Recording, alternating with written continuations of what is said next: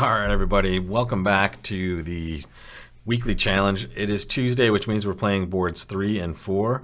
I had an audio mess up on board 3, as usual. I'm due for one of those every other episode, it seems like. But here, I'm going to show you the disaster that was board number 3. But let me show you one crucial part of this board that I was talking about when you couldn't hear me. This hand right here, the South player's hand, is an opening bid on 100% of occasions, right? This is a special opening hand where we have 3 quick tricks. And what I mean by that is we have ace king in one suit and the ace in a side suit, right? So that is 3 quick tricks. We're going to get to take all 3 of those. And that means that's an opening bid for all time. Doesn't matter the shape of the hand. That doesn't mean that we're doing this because it's a robot tournament. It is exactly what we should do with this sort of hand. And as discussed, when it goes a club 2 no trump on this auction, which is the correct bid for the North player's hand, they have a solid flat 11, but this is what they're supposed to do with this sort of hand over a minor suit. That shows 11 or 12 balanced and no 4-card major. So here with our hand, we are, not too happy to be at the 2 level and no trump with only 22 points, but we have some opportunities on this end, and I'll show you how all of those opportunities went wrong. so here they got off to their best lead. They led their spade suit, the jack, and here I docked, and I docked just because I wanted them to either switch or I want to just disrupt communication in the spade suit. So watch what happens. They just fire back another spade and I win. And at this point, I've counted my winners, and I have 2 spades, right? Two in the spade suit, 2 in the heart suit for 4, and the ace of clubs for 5. I need 3 extra tricks to make this thing. So a couple might come from clubs, especially if we get a favorable distribution of the honors. But as we are about to see, as soon as I get a chance to test that, I lead a low club from dummy, and it goes king, ace. And at this point, I'm thinking, okay, if the king and the queen are both in the West player's hand, which the robot I think would usually play the queen, but who knows what they might do in certain spots. But here I'm a little excited that I might get 1 extra club trick than I'm expecting, right? Because my plan is at this point, once this happens, is to get back over to this hand and then lead back towards that jack. But the problem is I got a little greedy in a match point situation. I played this 9 of hearts and I just let it ride, and I'm hoping that they either have a spade left to lead or they don't switch to a diamond. That's the only thing I'm hoping, right? And here, even if they switch to a diamond, if the ace is there, I will eventually get to take this. But the problem is, as you can see, they did switch to a diamond, and look at the rest of this hand. After I duck 1 round there, I just have losers for the rest of time. And this is unfortunate because watch this. They actually do lead another diamond, and I'm hoping just for a block situation. And now watch the dirty thing they do. They lead a spade to the ace, setting up all their spades. And now when I try that club play to try to still scrape together maybe 8 tricks, especially if these suits are blocked, now I have this problem. But either way, I mean, I played this terribly from the very beginning, but I'm just trying to scrape together some tricks. And this is what happens when you try to mess with the robots, right? Here, I think I can just probably play some rounds of clubs. I mean, I think I'm always down 3. Let's put it that way. I can hold this to about down 3 when they defend well. I ended up going for the gusto and going down 5. So here, I would guess this is a 0. If it's not, I'm very lucky on that one. But let's jump into this hand where now that we have the sound on, we can actually see and play. Take a look at this one. Make your bid. 1 club pass to you. When you come back with down 5 on your card in a challenge like this, usually not. It's not boding well for your kind here. All right, so this one, if we had a weak hand, we would always bypass a 5-card diamond suit to bid 1 heart. But we're going to game force on this hand at some point, so we're going to bid 1 diamond, and we're happy we're going to be able to describe this. Ooh, look at that. Now they bid 1 heart. Let's see what their 4th suit forcing situation is. So that is... Okay, so this is interesting. We talked about this in a class I had recently. This is a spot where you should talk about this particular auction with all your partners. When it starts a club, a diamond, a heart, we have 4th suit forcing available in spades. The question is which means which? What is 1 spade versus what is 2 spades?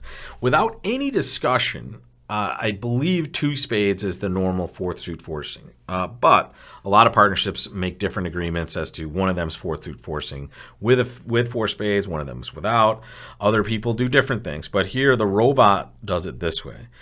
4th suit forcing 1 spade bid is game forcing, and it shows 3 or less spades. So this is 4th suit forcing without spades, and this is natural and also game forcing, so that is 4th suit forcing with spades. And that's the beauty of robot tournaments and robot challenges. You can find out what your bid is supposed to mean to the robot before you make it. So here we're just going to bid 1 spade. And we're doing this, by the way, because, and what's this? All right, they're patterning their hand out. Interesting. We're doing this because we want to support hearts, and we want to be in a game force when we do this. Unfortunately, the robot has done the exact opposite of what is normal here. Let me see what control bids are going to mean. No. What's 4-no trump going to be? Blackwood for spades. My goodness. Okay. I'm just taking a look to see if I read this wrong, folks, because this 3-spade bid is perplexing to say the least. Partner could just have bid 2 spades to pattern out and allow me to bid 3 hearts to support hearts. It's really kind of maddening here. So, yeah, 3 or less spades. So when they bid 3 spades here, they are showing some extra values, I suppose, and 4 spades, 4 hearts, and 3 clubs. So they're parking me into a choice here, and I'm going to bid 6-no trump. Only because if you see this, this is 14 to 18, and this is kind of robot whispering here. This shows extra values clearly, right? It's not 12 plus, it's not 12 to 21. It is kind of limiting their hand apparently, but it's also showing more than just a minimum, and we certainly have a hand that needs to know that. They have an issue with diamonds, it looks like, which is fine. We have that solved completely.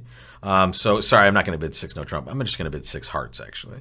And I'm going to hope that they understand that this is where we're supposed to play. And that's exactly what I want to convey, so let's do that. Okay, good. Thank goodness they passed. All right. Maybe we didn't want them to pass, actually. Look at this hand. All right, so take the peek, guys. Done a pretty good job. And why the heck is partner bidding 3 spades here? It's bizarre. Especially knowing we can't have more than 3 spades, right? It's a very weird choice by them. We have a little work to cut out for ourselves here, though. And there's a few ways we can go about playing this hand. One way is we can try to set up the south hand, which means we'll try to ruff a couple of diamonds in that north hand, and then just play all the tricks from south, right, if we can set up that diamond suit. The other way is we could set up the north hand, which means we would want to ruff, looks like 3 spades in this south player's hand, and then we could take all the tricks. I think the diamond setup is a little bit easier, especially if we get a reasonable trump fit, we can do this in 1 or 2 rounds here. So let's just plan out our entries here. We're going to want to get back to this hand, so we're going to leave that entry there. And okay, well, we'll maintain some flexibility here by winning with the 8. And now I'm going to draw a couple rounds of trump, right? I'm hoping I don't have to ruff more than 2 diamonds, and even if I do, I can still make 6. So I just want to make sure I'm not getting a disastrous break. Okay, good. And now we have a little more insurance against a diamond ruff. We've drawn 2 rounds of trump. And here a diamond ruff would be pretty bad, but now we're relatively safe, and that's beautiful. Take a look, guys. We didn't get the break of the suit we wanted, but look at what happened. They're roughing in front of us, right? Nice. So we get to draw the last trump, and then we get to ruff high on the next one. So we are sitting pretty here, and we are happy we kept this entry over here with this club. Now we ruff the last diamond, and we have the rest of the tricks, folks. Ace of clubs, ace of spades, and boom, boom, right? We can just lead this 8 of diamonds because that is a winner, folks. And that's what happens when you rough out a 7-card suit. Here, the criminal mistake was West kind of roughing in. They should have expected us to be roughing diamonds in this situation, but we will take that plus 1460. And that tastes really good after a minus 250 on the hand before. It was pretty brutal. Take a look if we had chosen no trump, like I almost misclicked.